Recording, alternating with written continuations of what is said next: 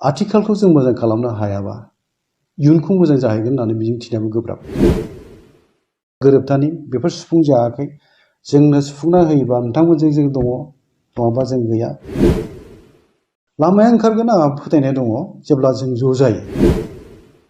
गिबियावनो अननाय आरो सिबिनायखौ बावहरनानै बिटिआर एकर्डआ जालांबाय आरो बे एकर्डनि दफा बायदियै गोजोन गोरोबथायनि मुङाव जोंनि गेजेराव माबाफोर गोरोन्थिफोर थालांबाय नामा, जायनि जाहोनाव जोंनि बैफोर एकर्डनि दफाफोरा दिनैसिमहालागै मोजाङै रायजो राजाया लुबैनाय बायदि जाफुङाखै।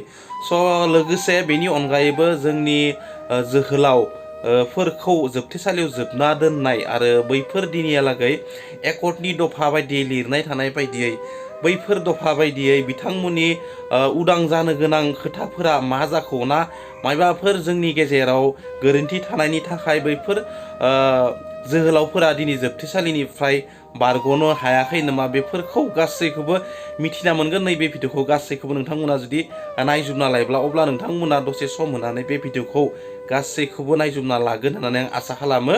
दिनैहाय भारत हादरनि बिखायाव आसाम रायजोनि सिङाव बर'फ्रा मोननै खुंथाइ गोहो मोननानै दङ।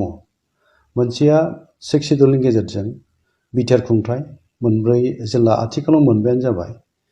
क'क्राझार, चिरां, बाक्सा, तामुलपुर आरो अदालगुरि, बे मोनबा जिल्ला। आथिखालाव मोनब्रैखौनो बुंफिननांगोन, मानोना दा बोखारनानै दोनथ'नाय बायदि तामुलपुरखौहाय। दा बेफोरनि खामानिफ्राबो थांनाय 2020 मायथाइनि 27 जानुवारियाव जालांनाय थामथि बर'नि गोजोन गोरोबथानि गेजेरजों जि मोनसे गोरोबथाखौ जों खालामलायदोंमोन आरो बावहाय जि दफाफोर दङमोन, बे दफाफोरखौ मावफुंनायाबो दिनैबो जाफुंजोबाखै। जों नाजालायगासिनो दङ। बे नाजानायनि बाथ्रायावबो जोङो दिनैहाय साननो गोनां बाथ्रा दङ। सरकारनि जि मोनसे जोंनि सायावहाय बा जोंनि गोरोबथाखौ लानानै मावफुंनो होनांगौनि बाथ्रा होनाय, बेफोर दङ आरो मावनोबो नाजादोंब्लाबो जों लुबैनाय बायदि जाजोबाखै। गुबैयैहाय सिमा जेंना बा ओनसोलखौ बारायनाय, बेबो जायाखै। माखासे गामि फोसावनानै दङ। थांनाय 26 जानुवारि बावहाय आसामनि गिबि मन्थ्रि मानगोनां डक्टर हिमन्त बिश्व शर्मा बिथाङा फोसावदोंमोन आरो बावहाय फोसावनायाव रोखा जादोंमोन गं 60 गामियाल'नो सनितपुर बिश्वनाथ जिल्लानि सिङाव थानाय गं 60 गामि बेल'नो फोसावजादों। दा गोबां ओनसोल दङ, गोबां गामि दङ, जाय गामिफ्राव बर'फ्रा खोब मैखोमै रायजो जानानै दङ, नाथाय बे गामिफ्रा हाबथ'वाखै। रायलायनायनि मोनसे लामा दोनबावदों। दा जोंनि रायजो राजा आइ आफाया लुबैदोंमोन माबा मोनसे फाइनाल जानांसिगौ बा जोबथा जोंनि जेंनानि सुस्रांनाया जानांसिगौ। बेखौ लुबैनायफ्रा गोबांनावनो दङसै। नाथाय जों लुबैनाय बायदिबो सोरखारा मावनानै होनायाव हाजोबाखै बा जों लुबैनाय बायदि जायाखै, बेखौबो जों गनायनांगोन। बर' कसारि अनसायग्रा खुंथाइनिबो गामि फोसावनायनि खामानि बा बियाब दानांगौनि खामानि, बिसायख'थि खालामहैनांगौ खामानि, बेफोरबो दा जों लुबैनाय बायदि जायाखै।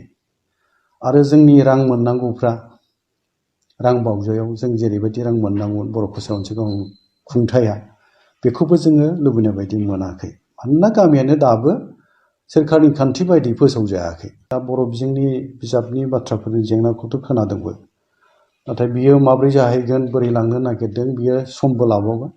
बर' रायजो राजा जायखौ लुबैदों, जेरै लुबैदों, आरो बे लुबैनाय बायदि आरो बर'नि मोनसे बै समनि बाथ्राखौ गोसोखांलाय लायोबा बर' बिजोंनि सायाव जोंनि मान होनांगौनि बाथ्रा, बा बर' बिजोंखौ जोङो जोंनि बिजों हिसाबै जौ लानानै जोङो गोलाव समागान सुरबोबाय।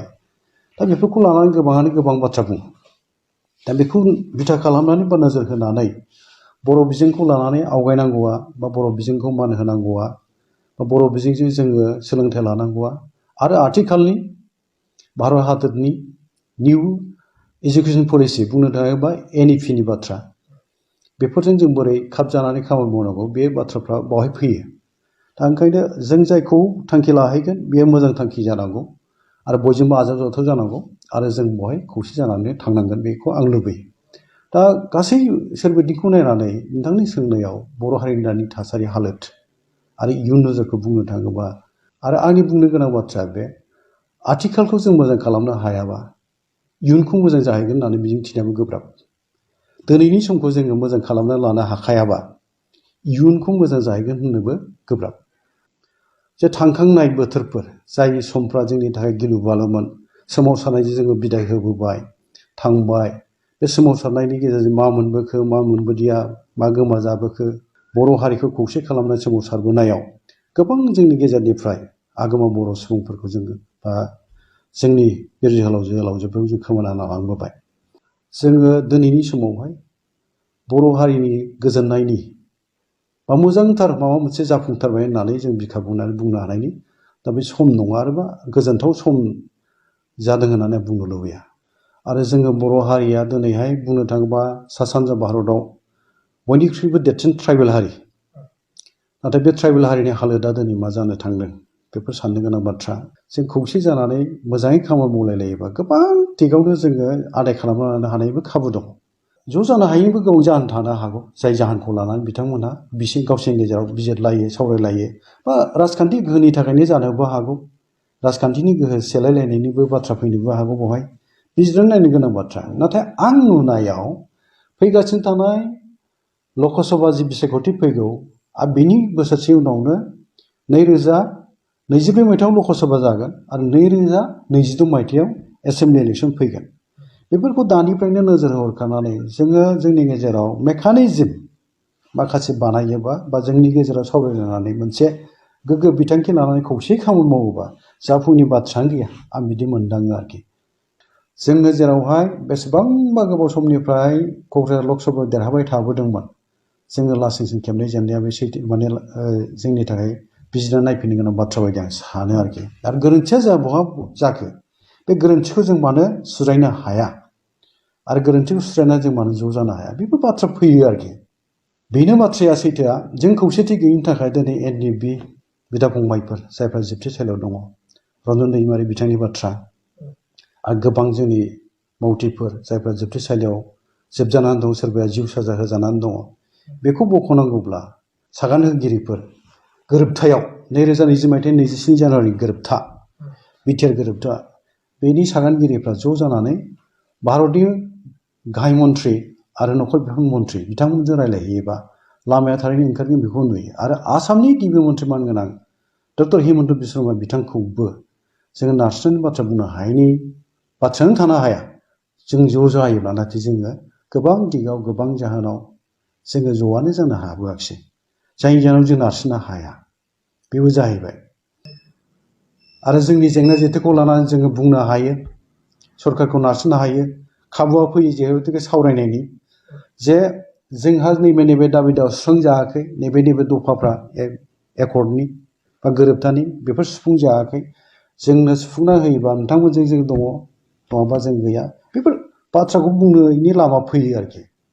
दा रन्जन दैमारि बिथां आयेननि गेजेरजों जिबायदि मोनसे साजा होजाबाय बा जोबथेजानानै दङ, आरो माखासेफ्रा जेरैबायदि आयेननि गेजेरजोंहाय दाय होजाबाय, जोबथेसालियाव थांनानै जिउ साजा होजानायनि फोसावजाबाय, बिसोरखौ गोरलै गहोनांगौआ बियो जों बुंनो थाङोबा बायह्रायाव थानाय मानसिफ्रा गोरा जायाबा, इउनाइटेड जानानै गोरा जायाब्ला एफाबां गोरलै नङा आरोखि गनांगौआ।